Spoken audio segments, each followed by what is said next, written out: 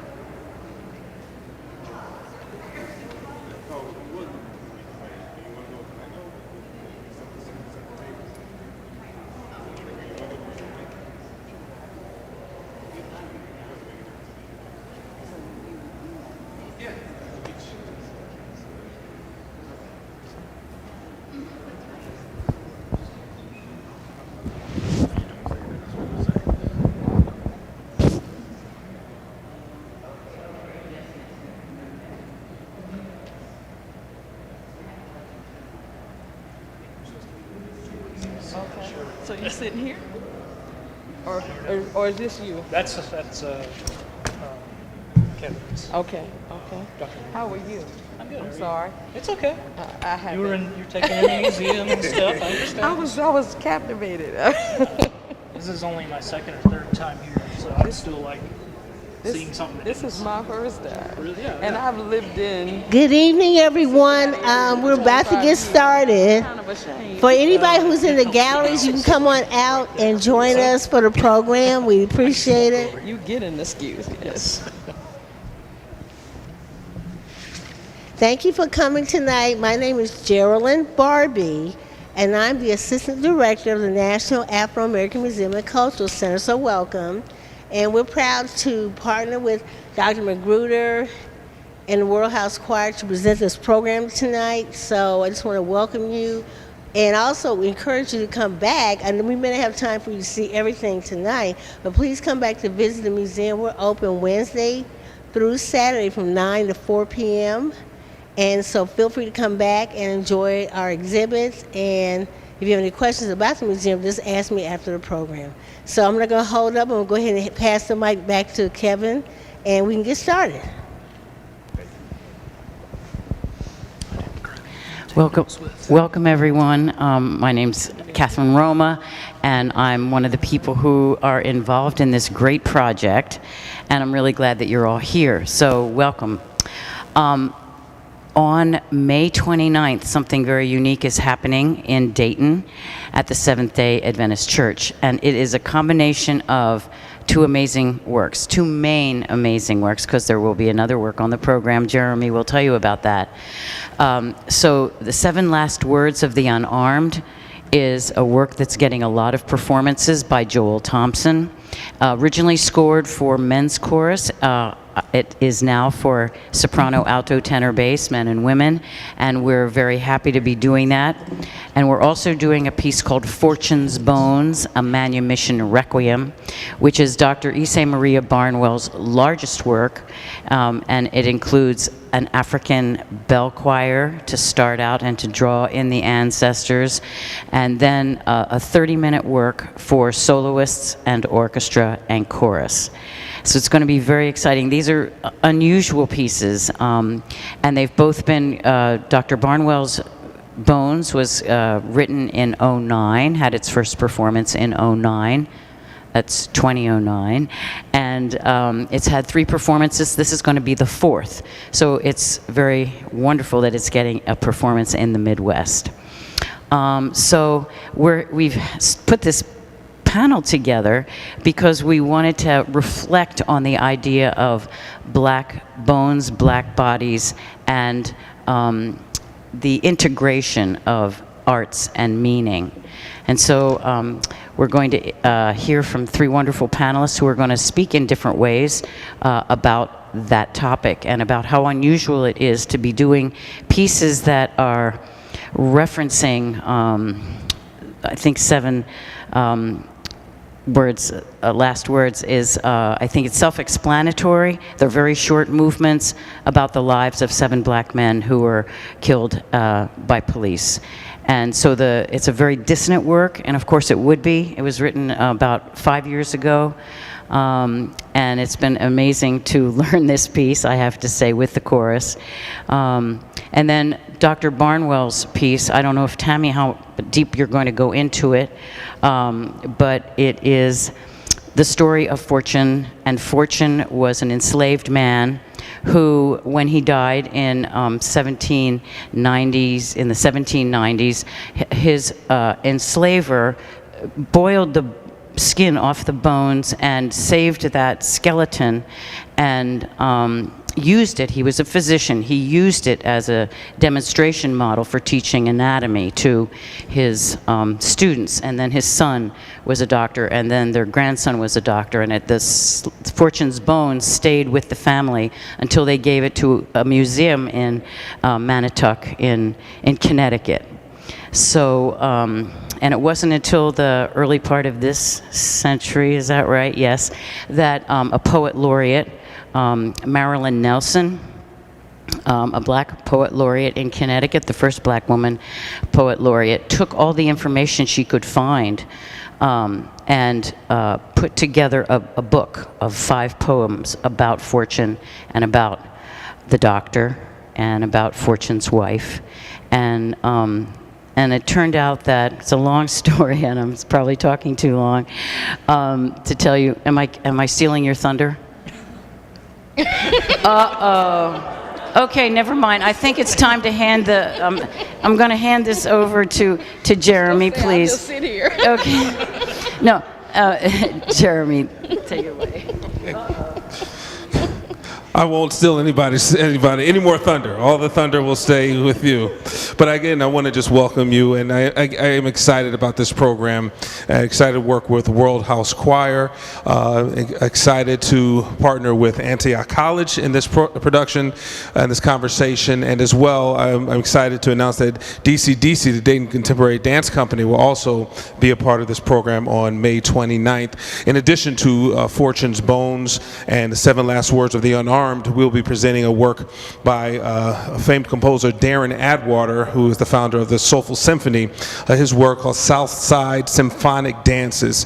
It's an exceptional work that builds on some of the themes from West Side Story, but in a very contemporary Afrocentric approach and presentation. It's truly remarkable, and DCDC has agreed to be a part of this, and they are, as we speak, writing, I don't know if the right choreograph, but they're choreographing some dances that are going to go along with that. And so we're so excited, and we want to just invite you out to be a part of that. I want to also welcome all those who are watching with us online, also on my Facebook page. I'm going to be stopping this on my Facebook page, but if you look in my comments, I'm going to give you the link to the Antioch YouTube page so you can follow along from their robust camera setup and so forth. So thank you and welcome to all of those, and thank you all again for making this such a special conversation in leading up to our concert on May 29th. So thank you. Thank you, Jeremy.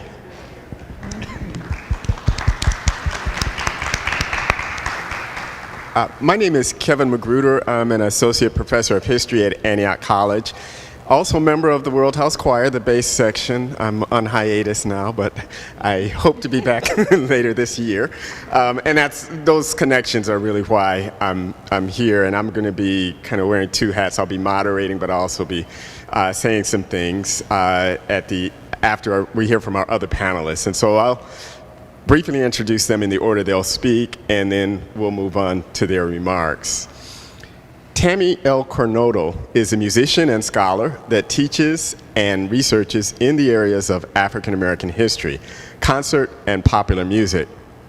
She has worked closely with a number of educational programs, including the American Jazz Museum, National Museum of African-American History and Culture, NPR, the Rock and Roll Hall of Fame, and the BBC. Her work has appeared in numerous journals and anthologies.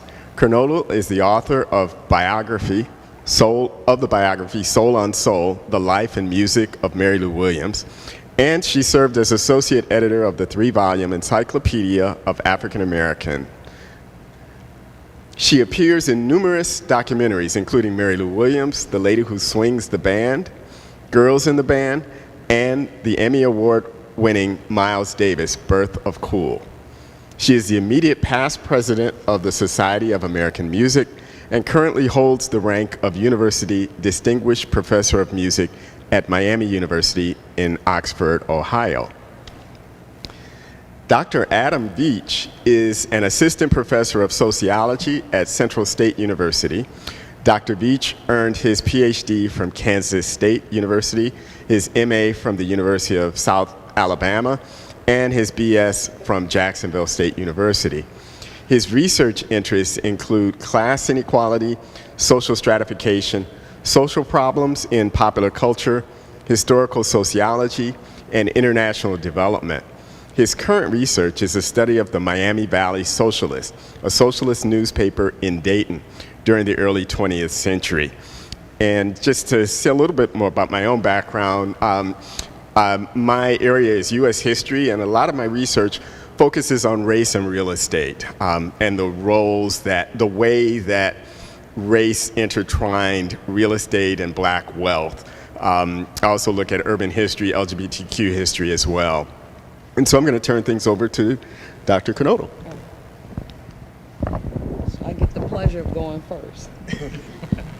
So I want to say good evening to everyone. It's a pleasure to be here and to be amongst my intellectual colleagues. And I guess my job is to talk about Fortune's Bones musically and kind of contextualize what it represents in terms of ritual, music, but also capturing collective memory and history. And so as Kathy, Dr. Roma so brilliantly said, Fortune's Bones is a requiem. In fact, it is entitled a Manumission Requiem. And I think if we are going to have this conversation, we have to start by talking about the choice of those words, requiem, and what the requiem represents in terms of the ritual of death. Okay. Okay. Is that better? Okay. Okay.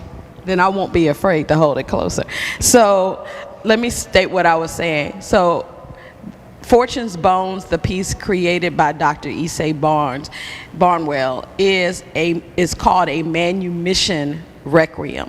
And I think we have to focus in on those words because they are important in terms of contextualizing ritual, music, death, and what the non-burial of Fortune as a slave and the exploitation of his body means. In many ways, Dr. Barnwell's piece draws us into a ritual of celebration of what was the life, the lived experience, but also the tragedy that surrounds Fortune's life. This piece particularly outlines certain moments that relate to how people within the larger community that surrounded Fortune reflect on both his life and his death.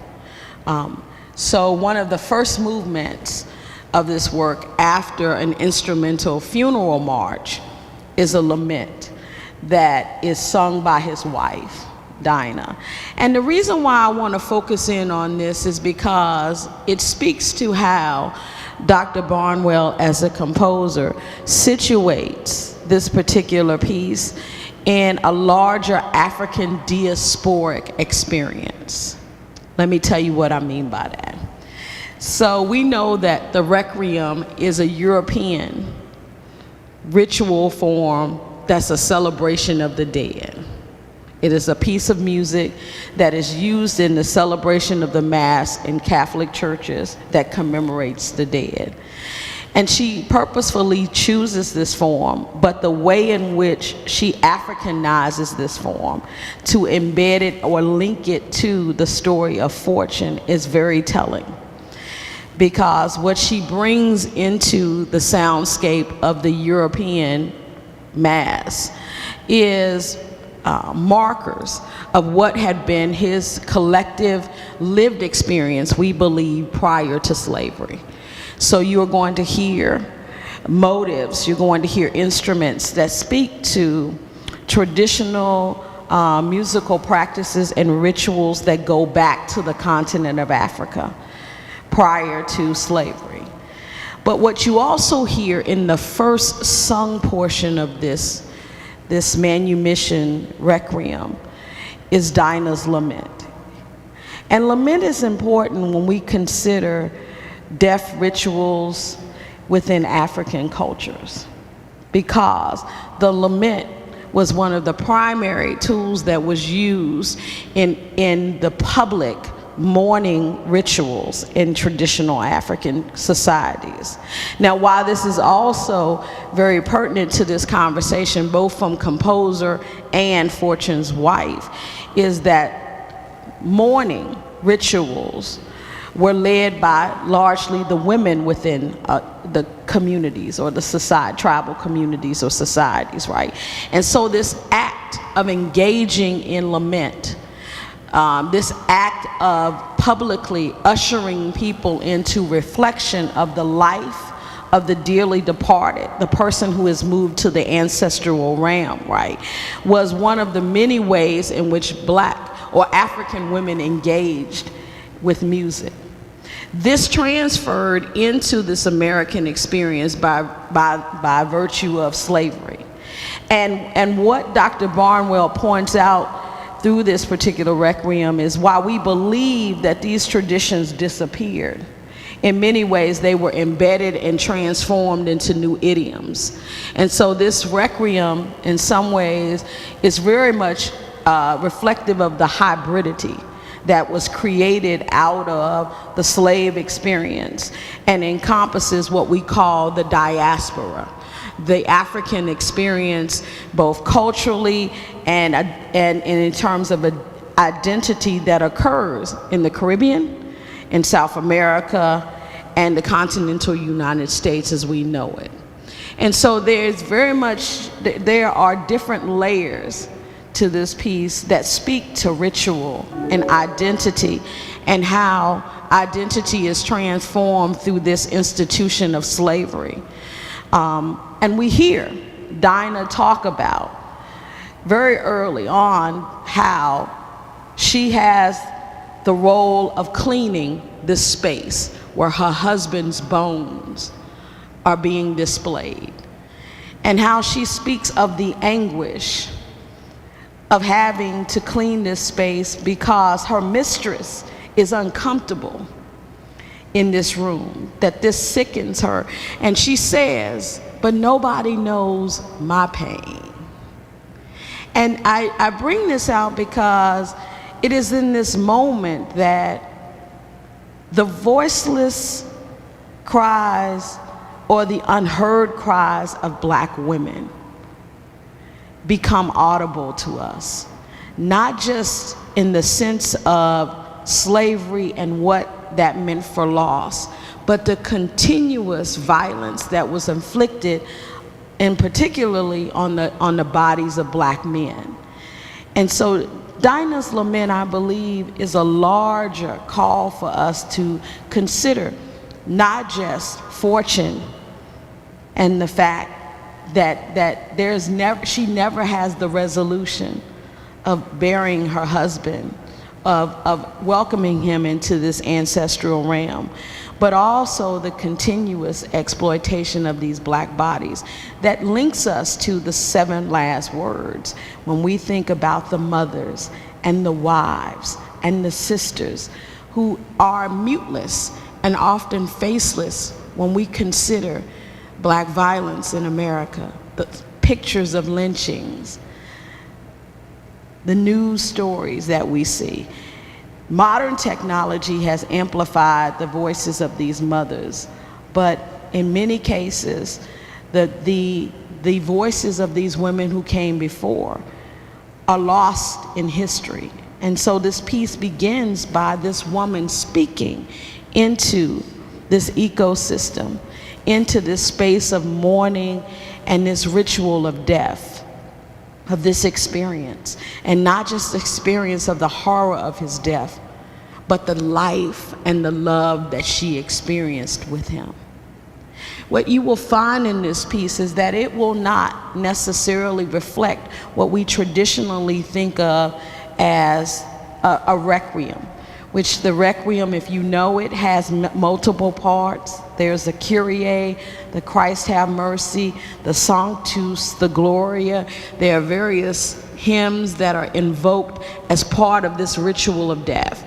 But what we have is this communal conversation that takes place. There is a Kyrie of his bones. It is a cry for the mercy.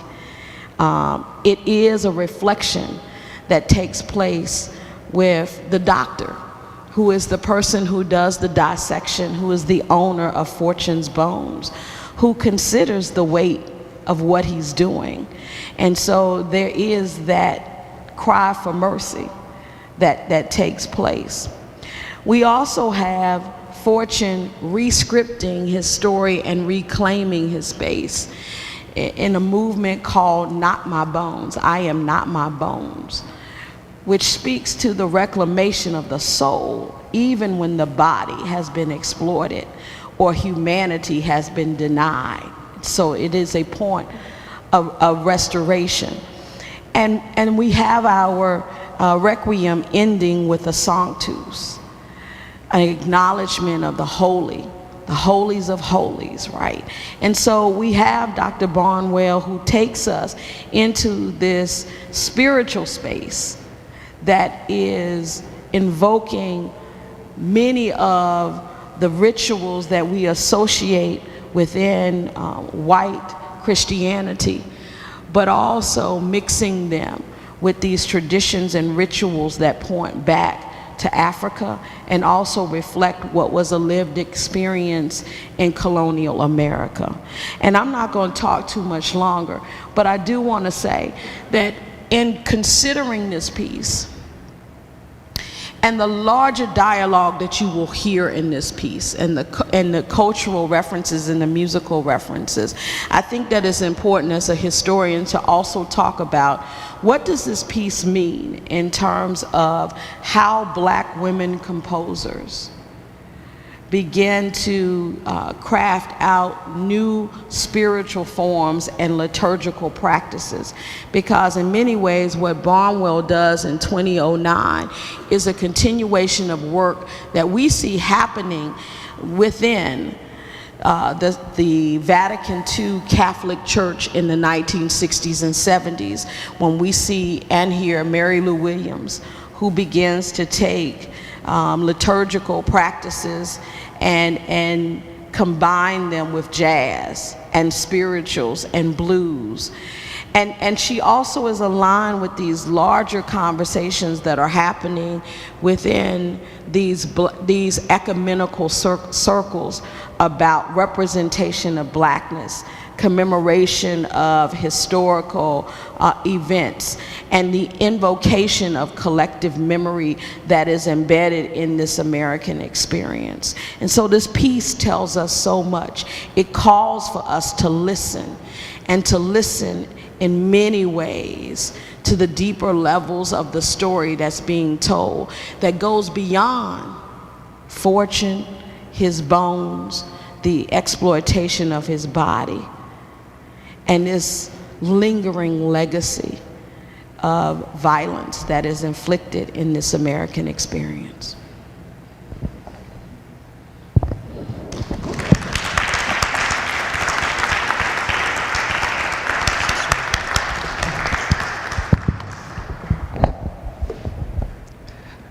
I'll try the other microphone. So yeah, my name is Adam Veach, and I have not studied the music that is related to black bones, black bodies, but as a sociologist at Central State, I can speak to how we frame social problems and the construction of race, and specifically, it's very appropriate. My work involves how comic books create dialogue, like music pieces can create dialogue. So along the lines of the music creating a dialogue on race, racism, Black Lives Matter, something I did want to speak to was how culture helps us frame, in sociology we use the framework frame. We hold up frames to look at things in society, and whenever we're talking about things, we have to decide as a society if it's worth talking about or not. And only in the past 20 years, less than 20 years, have Black lives really moved to the forefront of the national consciousness. Part of that is the social media and technology. And so whenever I say we socially construct something, that's what we mean. We mean that we create the idea that it's worth talking about. And so, like I said, my work is more specifically about comic books when it comes to this, and currently old newspapers that have to read microfilm of. And so in comic books, what's really interesting is only in the past 10 years have black creators been able to work for the major companies and tell black stories. So comic books as we know them were created in the 30s and was a primarily white space, with one major exception, and I'm glad it's right behind me, all Negro comics, when black creators tried to have their own comic book and it was canceled after one issue. The people who sell ink and paper wouldn't sell it to them after the first issue because of the outrage. After that, comic books were an extremely white male space, even though social problems were constructed in places like that. Things like environmentalism, anti-war sentiments, nuclear fears, space race, all those sort of social problems.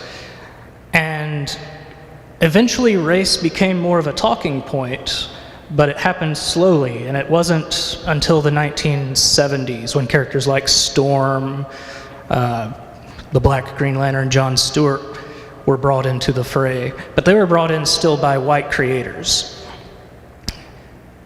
And I'm reminded about the famous, it's by two white men, but the famous Green Lantern issue when an elderly black man asks Green Lantern, why have you went around saving all the orange skins and the purple skins and the green skins, but ignore the black skins here on Earth?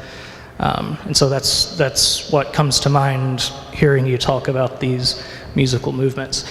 And of course, eventually more black men specifically, and some black women did come into the comics field, but it's interesting that it took an entire imprint, an entire publication house called Milestone for a lot of these creators to get to create black characters to tell the black stories that they know instead of coming in and telling a Superman story. And Milestone, of course, gave us Static Shock, if you remember that cartoon. Or if any of your kids might know that cartoon, because it's old, it's 10, 20 years old now. And specifically, I wanted to bring up that only in the past 2 years or so did racial justice protests show up in the major comic books, Marvel and DC. Black Lives Matter was only brought into comic book art by black creators like Ta-Nehisi Coates and people like that who moved from, they established themselves in other areas and realized that there was a space in comic books to portray African American problems like that. And so, for instance, he wrote the story Black Panther and the Crew, which is Black Panther, Storm, Luke Cage, and Misty Knight, all the black characters for Marvel that were alive at the time, coming together to solve the murder of an activist for Black Lives Matter. So, it only took 80 years for something like that to happen, right? Of course, also there's lots of racism related to all of this art, and I think that's part of why I should be here talking about it. And speaking of black bones, black bodies, what was brought to mind for me was most of us probably saw the movie Civil War from Marvel, Captain America movie. the comic book story it's based on actually only has one death, and it is one of the few black characters in Marvel at the time, Black Goliath. He was murdered by Thor, and his body was used for shock value in the art, like, oh, see how hardcore serious you are. But they killed the only black character involved. And his giant body was on display across multiple pages in the comic book. So obviously the white creators weren't thinking about the ramifications of this, but it plays into this idea of African American bodies just being for display like that. I don't want to take up too much time with only limited time, but I will say that I think W.E.B. Du Bois really sort of nailed a lot of these issues when he said, I can't remember who it was that asked him, essentially, I'm paraphrasing, how does it feel to be treated like a problem? And the way that he dealt with this idea of African Americans being seen as a problem to be solved by white Americans is something that a lot of what we look at in these mediums today. So, thank you.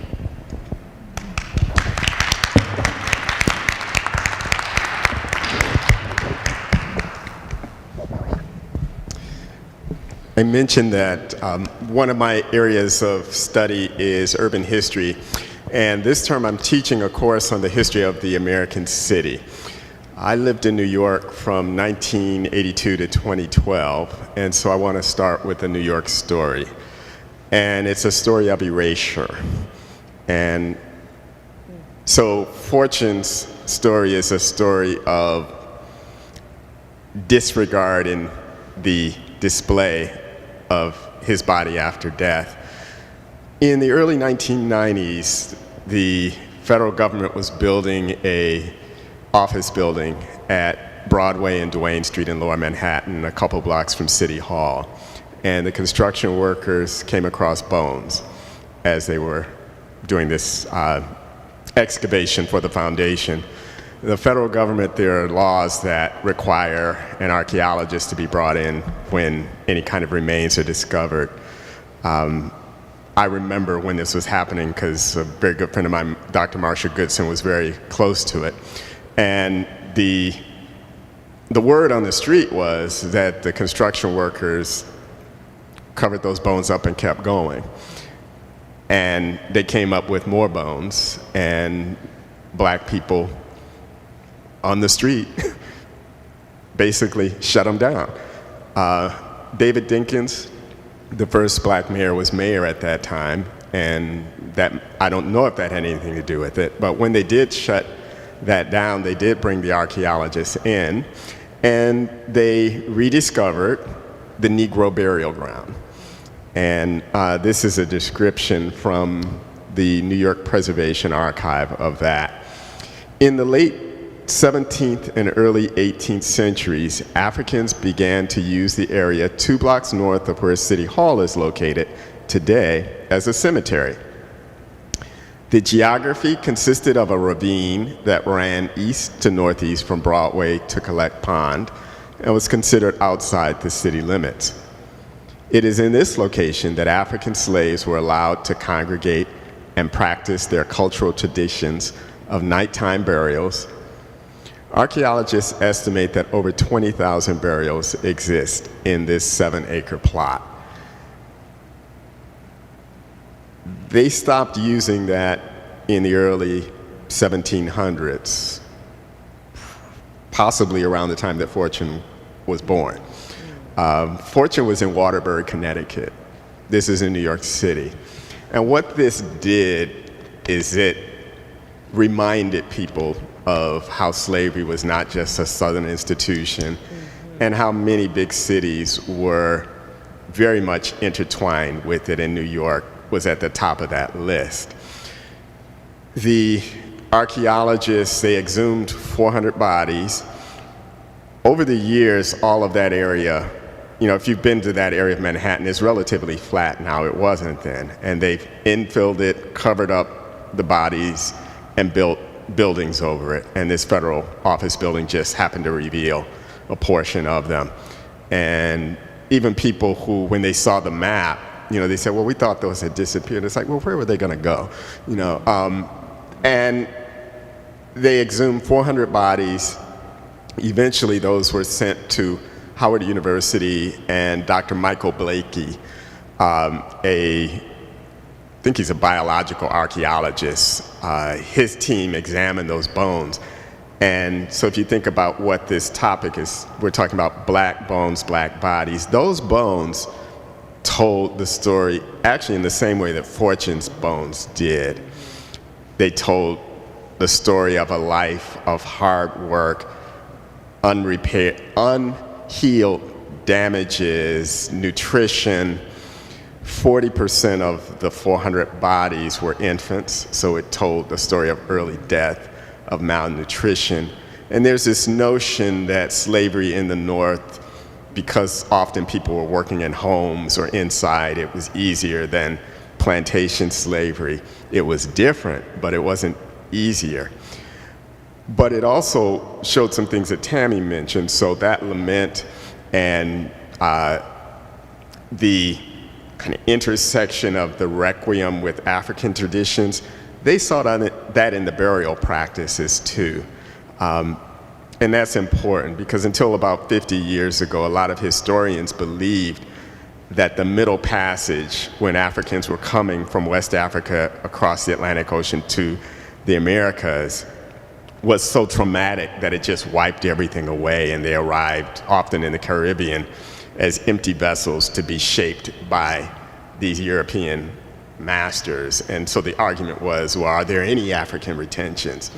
And these examples, give a very affirmative yes, that they were in some cases buried in certain directions according to West African faith traditions. They were buried with trinkets, other things that aligned with West African traditions. And so even in their enslavement, they were continuing to represent the cultures that they came from. Those bodies were eventually returned and reinterred in a ceremony. It was almost an all-day ceremony, and I remember being there. It was raining, and I don't know why, but I could not leave. Those 400 people, I think, to Black New Yorkers represented something that we rarely have an opportunity to connect with. And that site now, the building was built, but the corner was kept open. If you go online, you'll see there was a competition. A Black architect designed a memorial museum there. And so those bodies were honored finally. My understanding that Fortune's remains weren't honored until 2013. And so that's a story of erasure that I think people think is way in the past, but it wasn't. And it was a really important story for New Yorkers to know about in terms of slavery and how everybody was complicit in some way. The other brief, it's not exactly an anecdote, but connection I want to make is to that second piece, the 7 last words. So if we look at policing, we often talk about how policing is a legacy of the slave patrols, and that allows us to keep it as a Southern story. The 7 last words of the Unarmed talks about the 7 last, by Joel Thompson, talks about the 7 last words of unarmed Black men. Many of them are in the North. And I want to maybe zero in on 2 from Ohio who were killed in 2014. In August of 2014, John Crawford was killed at the Beaver Creek Walmart. And you probably know the outlines of what happened. He was there shopping, talking with his partner on the phone, and he picked up a BB gun that was laying on a shelf, unboxed, and continued walking. And a person there called the police and lied about what was happening and said there was a black man waving a gun. The police arrived and shouted at him, and all this is online, the video. And within a second or two, they shot him dead before he could reply. Tamir Rice in Cleveland, a 12-year-old boy in a park playing with a play gun, and somebody called and said there was a boy playing with the gun. I think they even said it's probably not real. But the police arrived and shouted at him, and within a couple of seconds he was dead as well. And I was thinking about that when about 3 weeks ago Patrick Loyola in Grand Rapids was shot dead by a policeman. And the thread I see in a lot of these is what happened in the North when black people began moving there, is that their movement was monitored and the police were used as the force to do that. And almost anything could be criminalized. And so that meant that they could be questioned and asked to do something, and if they didn't, you get the outcome of these examples. And if just yesterday I saw the video of some of it of Patrick Loyola, and he's being chased by this policeman because he was driving and he was stopped, and the story is that his license plate didn't match the car. And when he got out of the car. The policeman told him to get back in. He didn't, and he didn't seem to understand what was going on. The policeman kind of shouting orders. And all of these seem to be situations of non-compliance. And so there's a way that black bodies are expected to move in spaces, and black men and black women, because there could be a 7 last words for black women too, because a lot of them, unarmed black women, have been killed. But there's a way that we are surveilled, and when we don't comply quickly, these are examples of what happens. And so what I see is a thread with fortune. So in death, disregard.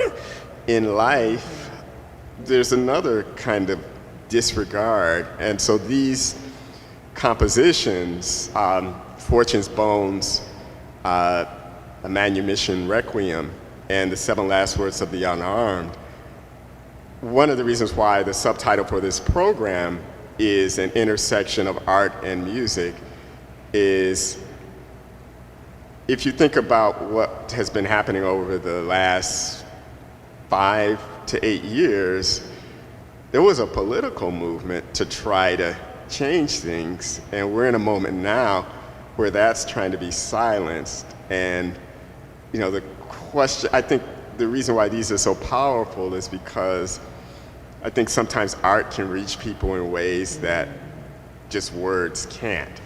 And so those are kind of the things that I'm thinking about. Before we open it up for questions and answers, we had agreed that I would maybe ask us one question, and then we would open it up. And I guess the question for both Tammy and Adam, from your disciplines, why do you think these works, this topic,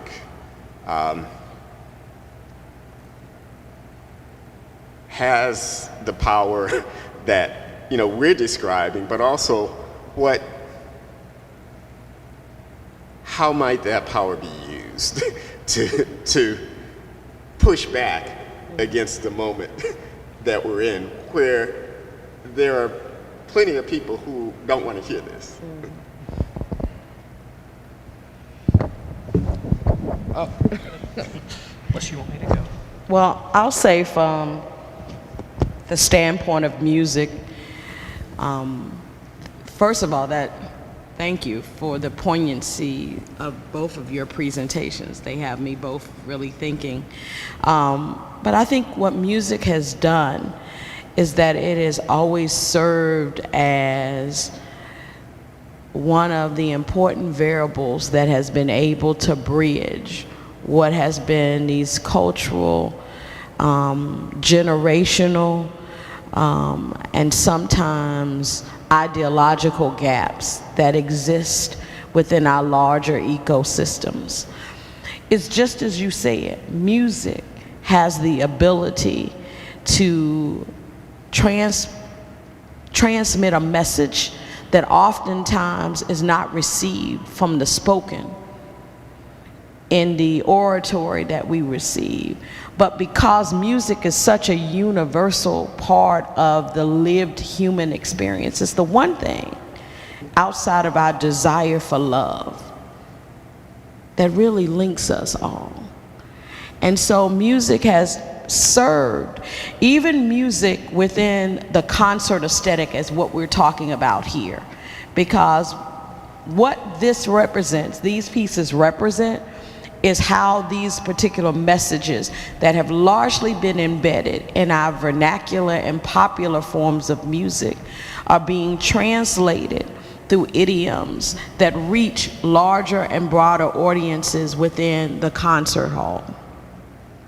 And so where the concert hall has primarily been the promoter of this sense of high art, this aristocracy, this elevated lived experience, what this music does is that it brings these stories of the common people, these experiences that may lie outside of our institutional ivory towers, to the forefront of their consciousness, right? I mean, I see these pieces as being part of a larger continuum, right? That reflects what Mozart was doing with his operas, what Verdi was doing with his operas in Italy in his quest against fascism, what William Grant Steele in the early 20th century was trying to do, and Duke Ellington, by reaching back and trying to tell these historical narratives about the Africans' experience in America, and doing it in a way that was palatable and people and accessible, right? And so these pieces do this, right? These pieces put at the forefront what are these experiences, not through a lens of elitism, but in language that is so clear, but also in music that is accessible and music that will grab you from the very beginning. And so these pieces are part of cultural work. They're part of a lineage of cultural work that most artists and composers will tell you that they are engaged in and called into by nature of the fact that they have been explicitly given these talents and gifts by the Creator. Adam, I know you're not a musicologist, so I want to ask you, as Tammy was speaking, the question that came to me is, do you think comics can have that similar power from what you've seen? I think that comic books, they're so understood by specifically Americans, but all over the world. It's a language that people understand. So the fact that it's blown up in a multimedia way too now, by the way, only helps. The push and pull of different ideologies conservative, liberal, and anything in between on how these things matter. It's always a process, but I think that whenever artists and writers and eventually film directors and such, and people who make, and composers, culture can be used in a way to bring it to the masses, for lack of a better way of saying it. You know, a lot of people will pick up a comic book whenever they're a kid, and some comic book creators over the past 50 plus years I've been quoted as saying, you know, yeah, I tried to put some ideas about a better world, a more equal world, and it, you know, like I said, it took a long time for racism to become a very big topic in comics, but it can be used as a way to help shape ideas and not just young minds, just everybody's minds. And I think we saw that with the Black Panther movie even. You know, some people hated it, but a lot of people came away from that movie saying, I just had no idea to even think about something, you know, a sci-fi, Afro-futuristic world. Technology, no colonialism, nothing like that. So art, comic book or otherwise, can absolutely be used to create that discussion, at the very least a discussion, a dialogue, and hopefully move on to that better world, I hope. Thank you. I will bring the mic to you so that you can be heard by the people online. Thank you. Peace, and thank everybody for presenting. This was a wonderful exhibit. I would love to talk more with you about music and more with you about comic books. When I was at Antioch, I did a piece called The Conspicuous Truth, where I read off 27 names of people who have been killed since Rodney King, and then I zip-tied my hands and duct-taped my mouth, and then sit for at least 2 hours, sometimes more, in the library in the middle of the floor. And what's deep about it, what makes me think about the bones and things is, I also did this live on Facebook to show and prove that since Rodney King, we have consistently been seeing more and more black bodies killed live in real action. And to a certain extent, we become desensitized, right? So everybody in the library eventually kept doing what they was doing. And you can hear conversations in the background, just regular, like every day. Few started asking, why is Truth sitting in the middle of the floor? It's just the thing. We seen him yesterday doing that. You know, online, my friends and my family was scared. What's going on? Are you okay? So you get these reactions, which kind of explains Black Lives Matter and different things like to me, because people couldn't get away from it, because it was in their face, it was on their live, it was on their social media, it was on this and that. COVID kept us in the house, you know what I'm saying? And also the younger generation are asking questions and not sitting on traditions and asking their family, well, if you was here since Rodney King, why haven't you said anything? You know, you go to church, but what are you doing? You do this, but what are you doing? You know, so that was my thing. Now with the music, I think music makes it easier for us to talk about things that and it's universal. Everyone, like you said, everybody can. You be in a whole nother country, and I mean, my niece listens to K-pop right now. It's her favorite music. You know what I'm saying? I don't think she can speak any of that, but like she feel it, she get it, she know it now. She done picked up some concepts from it, you know. And then with comic books, that's a whole thing about image, because where we're not being seen, we still are being seen, and we're still being sold those images so that a lot of people are being killed because we look like rappers or because we look like thugs. Because, you know, so even in Yellow Springs, as I walk around, I get treated okay, but there are still certain times where that person has brought into this concept, and when they see me, they see problems. I'm the scariest thing in Yellow Springs, and wouldn't bunch of, you know what I'm saying? But that's just imagery. So even when we're missing, we're still, the absence still speaks a lot. Peace. Other questions?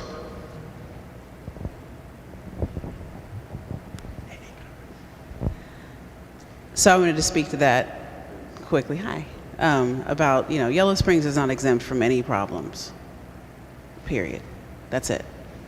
And everyone needs to realize that. We are a small town in what used to be Appalachia, but now isn't, but it is still. So those attitudes prevail, and we're not exempt. So there's that. What I wanted to talk about a little bit, or touch on a little bit, is a different perspective. I want to talk about the industry and the innovation in architecture, in agriculture, in medicine, that if not for the black body, the world wouldn't have. The world wouldn't have. Period. So if not for the black body, many of the privileges and the advantages, technological, medical, architecture, industry, agriculture, we wouldn't have. So yes, there is the profound and heavy tragedy. Sometimes, it's insurmountable.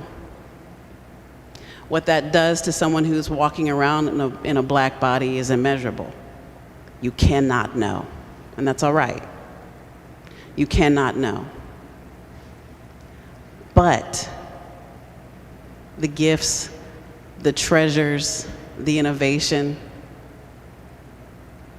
on black bodies, black bones, black blood, sweat, and tears could not be here from the religions of the world to the music of the world, period. They're still on, Lucy, they're still trying to find some bones as an upright hominid. There have to be some older bones somewhere in the world, because the oldest bones can't possibly be found in Africa. So it's important that we keep that in mind, because if we don't, this thing looks impossible.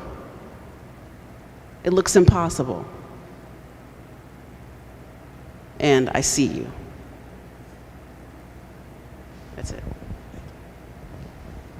Other questions, comments?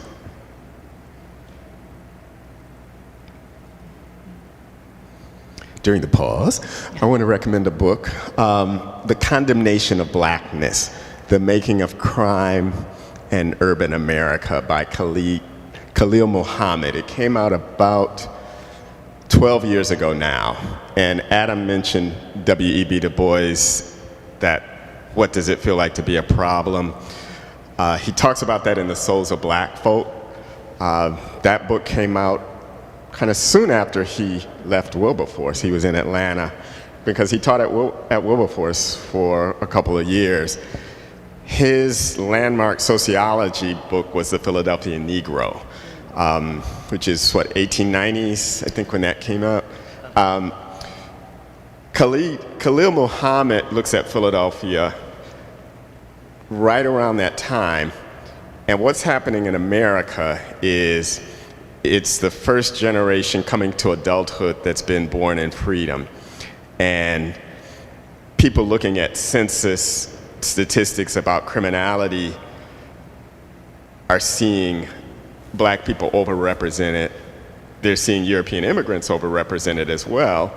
For the European immigrants, they say, well, they're poor, they'll work their way out of it. For the black people, they say, that's because that's who they are. And that's what the book talks about, how you get that link. And that's why I talked about the North, because with all of these, things are happening. I think the North kind of gave itself a pass about these things, but it's so clear that it's intertwined. And so I really recommend that book, The Condemnation of Blackness. Other questions, comments? Jeremy. Thank you. Thank you again to the panelists. And I would direct these questions to the panelists and answer it in your own way. I think when we consider how black bodies and how they're represented in art, and I see even both contexts are the representation of blacks in art. Looking at where we have been, considering where we are currently, I'm very curious to know both of your opinions on where we are headed. And I know I'm asking you to predict something, but being experts in your field, I'm very curious to know where you think we are headed in this very specific, narrow area of art, and how black bodies, and we can even extend that to minorities, are being represented. And I'll just add a little tail to that question. If you feel like we're headed in a positive direction or negative direction, and if we're not headed in a fully positive, what can we do to try to help make sure that the art that we consume in the future will have the kind of positive effect, or to redress some of our past mistakes? Huge question, sorry.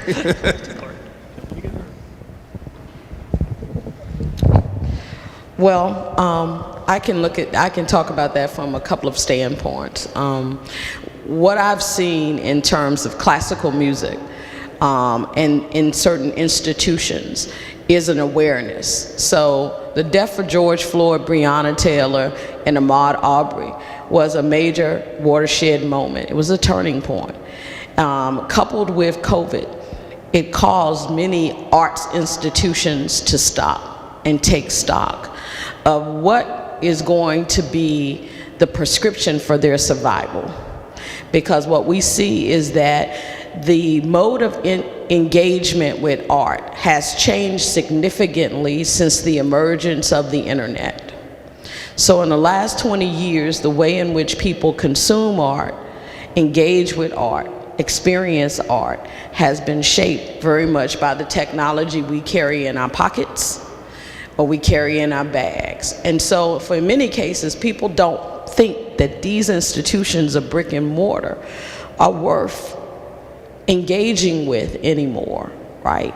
And so in the midst of that global moment of pause, when we all were witnesses to injustice, the arts community started to have a conversation about how do we hit reboot and who do we want to be when the world comes back online, in order, in action, or whatever. And so what you see now is a conscious effort to, and not tokenism, so I'm being very deliberate, to illuminate stories and lived experiences and new forms of art in these institutions. You know, there are more symphony orchestras, chamber groups, opera companies that are programming the works of women and composers of color now than we've ever had before. We have seen the premier opera institution in America shift its whole entire course in this last year. And I'm talking about the Metropolitan Opera, which had not, in its over 150-year history, programmed an opera by a black composer. Stage Terence Blanchard's Fire Shut Up in My Bones, and completely sold out. People who have never come to the Met came to the Met. People who have never thought about going to see opera came to hear that story. And it resonated with them so directly that they are now going to program his opera Champions next year. So what that tells me is that there's an awareness, first of all, that we have a different generation. Generation Z and the millennial generation do not have time for our complacency. So they will not consume. They will not spend their money. They will not give us time. And our arts institutions now know that that is the audience that they need. And so they are now beginning to take stock of those experiences and new sounds and beginning to integrate them and let me be clear, not everybody's happy.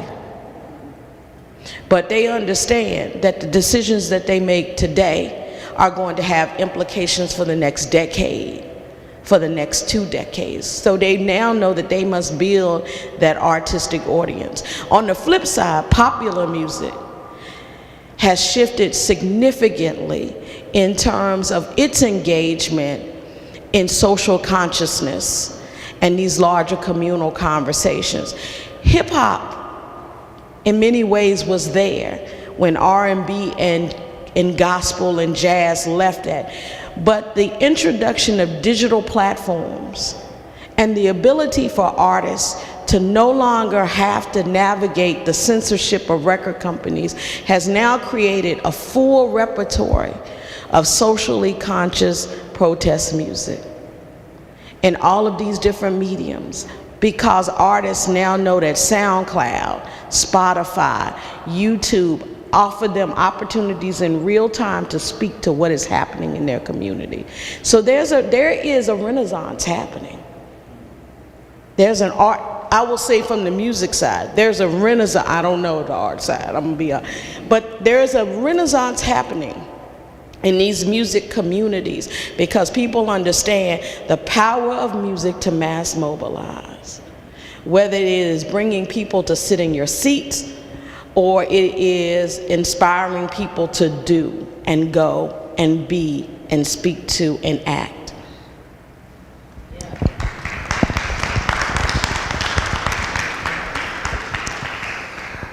Sociologists love trying to predict the future and fail almost every time at accurately predicting it, by the way.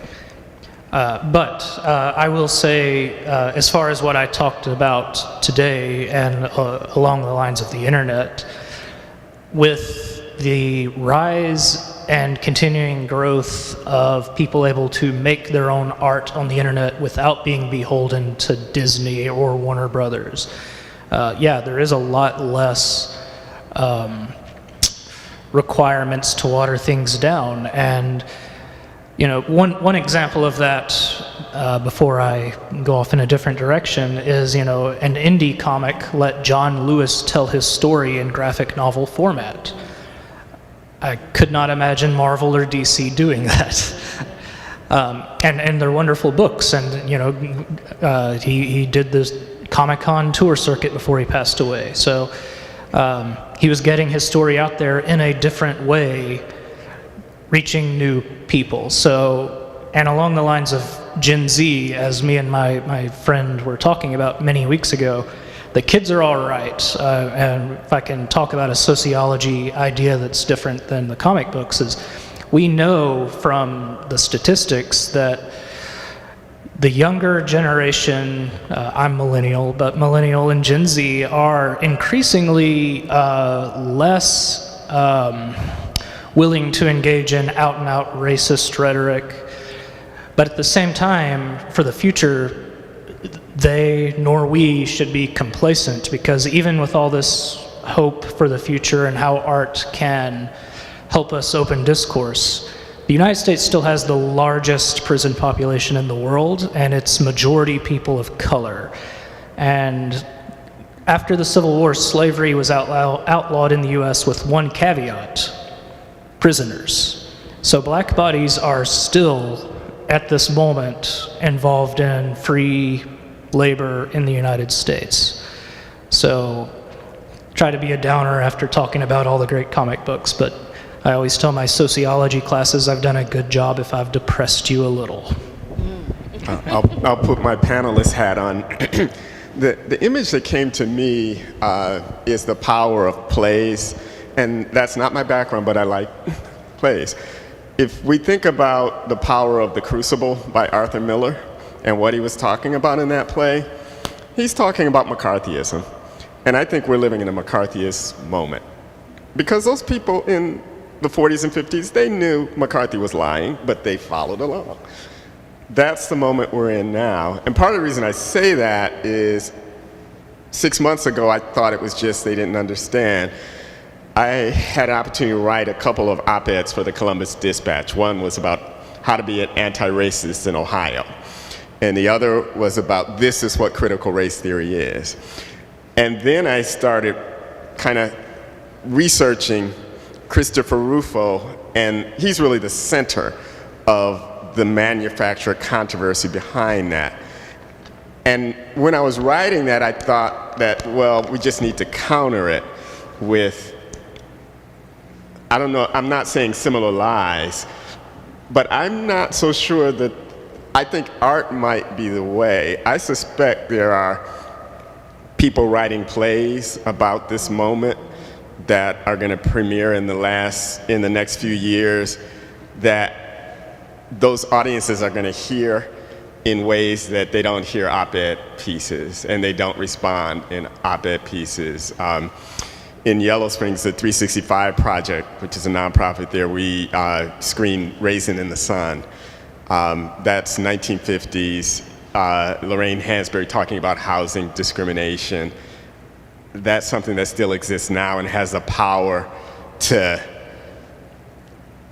reveal truths that I think just kind of talking heads or op-eds can't do. So, you know, I do think art has that power, and we've seen some examples, and so that makes me optimistic that we can bring about change in the right direction. And other questions or comments?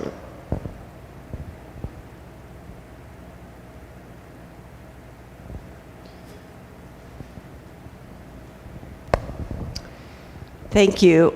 I want to say thank you. I'm listening carefully, and this is fascinating. It's such a privilege to be part of Kathy's choir and grow musically and hear these stories through music.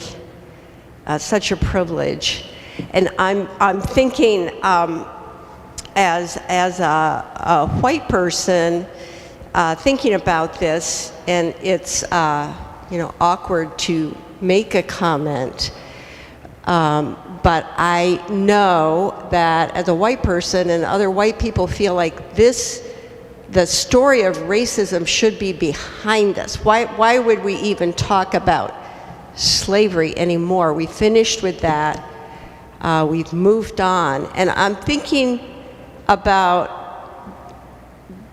talking about the future. We talked about cell phones and how that has brought the immediacy of racial violence into all of our hands, into our pockets, into our lives. When I participated a little bit in the Yellow Springs Standing Up for Justice after the murder of George Floyd, and one of the chants was, keep your phones out, keep your phones out. And I thought, wow, keep your phones out. That's part of the current culture, and that's part of art.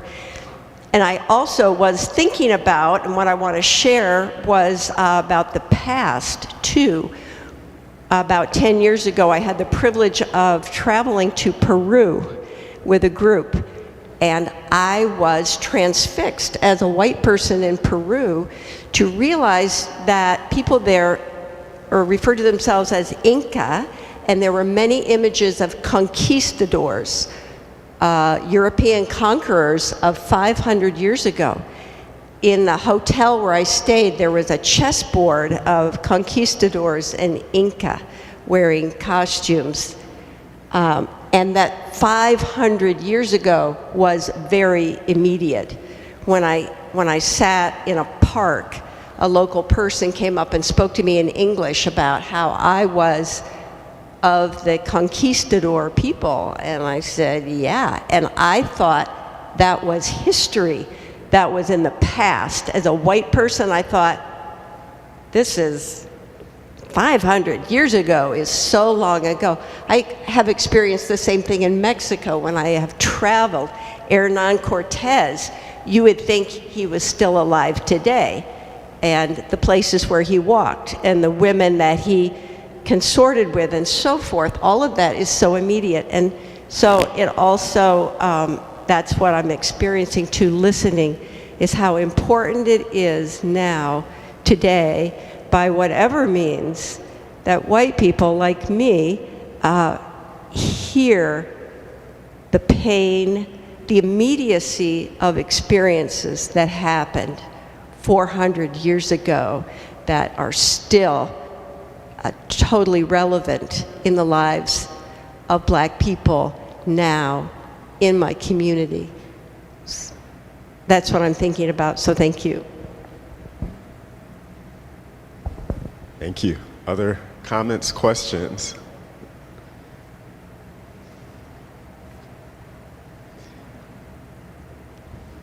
Well, I want to thank you all for coming. We've had a rich conversation.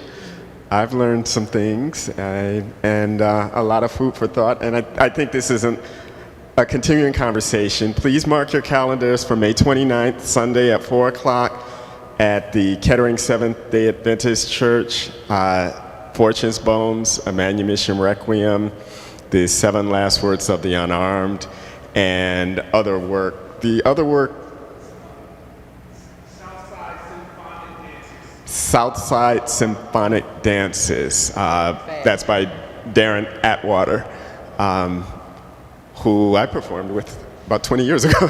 As he did the Abyssinian Mass, and I was in that choir. Oh, it's a small world. Janice. So many of you teach at the college level, and you're interacting with all of these younger students and so forth. How are you finding more of your students engaging in these kinds of conversations? You are. I find with the students that I do that they are. Okay. That students do. And maybe it's because I teach music and they find that to be an easy way to have conversations about race, about music. gender, and sexuality. Okay. And I think I have a reputation. I think people know if they come in that room what it's gonna be, you know? Yeah. So I think the people who don't want to have those conversations, they avoid me. Yeah. 24 years, they avoid me. Well, I was just curious because, you know, it's been many years since I've been to college, but when I did attend here, Central State, when something like this happened on campus, our instructors told us we had to attend these sessions. And I don't see any of the, you know, I don't see hardly any of the kids, you know, coming to these kinds of affairs or concerts or dances or plays or whatever. So I was just curious as to, have things changed? Are you allowed to tell your kids, you all got to be there? I mean, because these people have come from out of town, so you need to be there to hear what they have to say. When I went to Central, we wanted to be there, so. Yeah. Well, we were told. I think that, you know, that we can talk offline, but I agree with you. But I do think one of the caveats of the current college student is that they have too much to do and very little time to do it. And so, you know, I find in asking my students to come to things like this and do things like this, that oftentimes they're managing work, but also trying to manage what they believe is a profile that is going to help them, you know, in the marketplace, not realizing that this intellectual culture is just as important in terms of your development, you know, as a being. So we just have to do the work. We just have to keep messaging to them. And let me say, I teach over here, and so I have noted, you know, I'm going to get on to my students, but they do have a lot going on, and if I've learned anything from the age of COVID, they're much more likely to attend things virtually, so they could be watching for all I know. you know, they do have these conversations and they are ready to talk to me about teach intro to sociology, and I get a lot of bright 18, 19-year-olds ready, excited to have these conversations for the first time. But yeah, as far as in-person things, I think, I don't know, it's just, maybe it's a Gen Z thing. They like the online versions of these just as much. Other questions? I got to go. Is it 7 yet? Or 8? So my name is Joseph Berry, and I'm not really from this part of the world. Nonetheless, what comes to mind, so I'm from Sacramento, and I went to school at Ryan Coogler, and director of Black Panther, and the whole Stefan Clark thing was very close to us. I'm from South Sacramento, so friends with his brothers, Miles Sequita, and all that. Anyway, my question comes, especially when it comes down to when we're talking about music and art imitating life, and even I'm very close to the music scene and everything. And so I would like a scholarly perspective on at what point, I guess, would music be seen as a thing that is art imitating life and kind of a positive thing, and at what point where it dictates, I guess, certain kind of things, outcomes that are, I guess, less than perfect, to say the least, you know what I mean?